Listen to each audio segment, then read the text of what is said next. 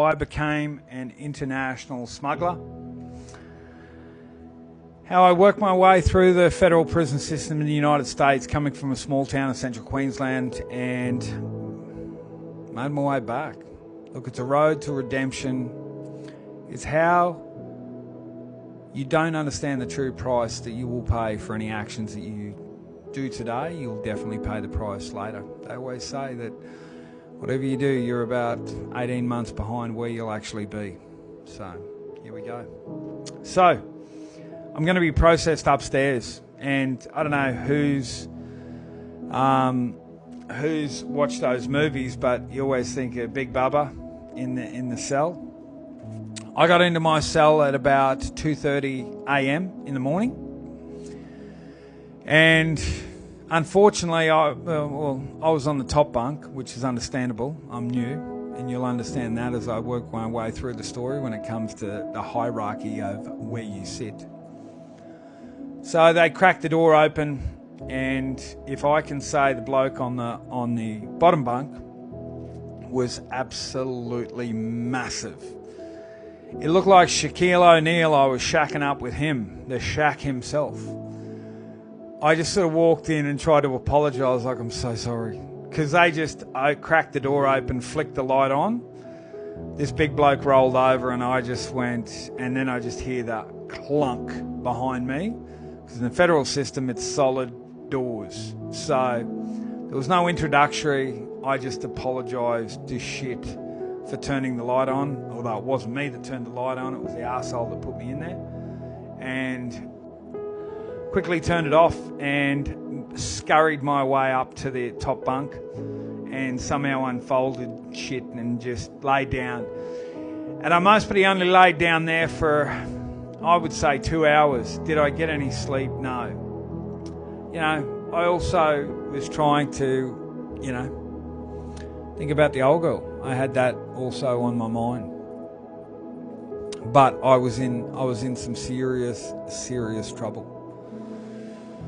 So 5 o'clock, they come along and unlock the doors, and you get your last name gets called out over the intercom, and it says court, and then it'll run through 3,000 Mexican names, and then mine. We're in Southern California in the federal system, so Smith for court. So I head down. It's a 2-tiered system. Yeah, this is my first day I'm in Los Angeles. I'm in a jail. I thought it was it was hardcore, and they were lined up to go get breakfast, and trust me, it was no continental breakfast at the Four Seasons, or it wasn't even the Motel 6 continental breakfast. It definitely wasn't Crown, but people were lined up and they were eating things out of these little plastic tubs. I really wasn't up for it, but I stood in line just like everybody else and grabbed it, but I think I just sipped on some juice and just sat down at one of the tables, which is, they're grouped in 4. Everything's stainless steel or concrete. It's all made of the same bloody thing. And then later on, like 10 minutes later, and this would have been, I would say 4:30 in the morning, 5 o'clock, then they rattle out your name again, come and stand at the door. So that's what I did, is I dropped my, you dump your food out, which I didn't eat anything. I think I had a sip of the milk. And then you head over to this door. You're in this oversized overalls, green overalls.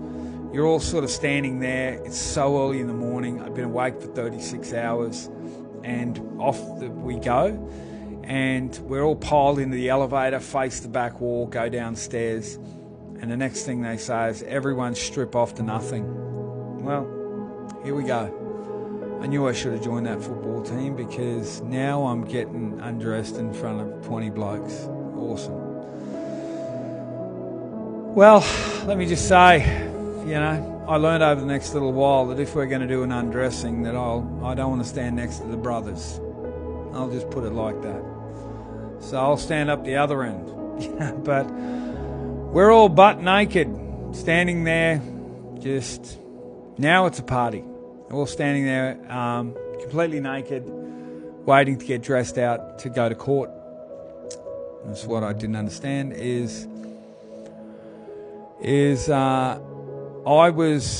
we go down and you go through processing again. And we had court, we were going to go to court at 9 o'clock in the morning, and this was 5 a.m. So time has no factor in these places.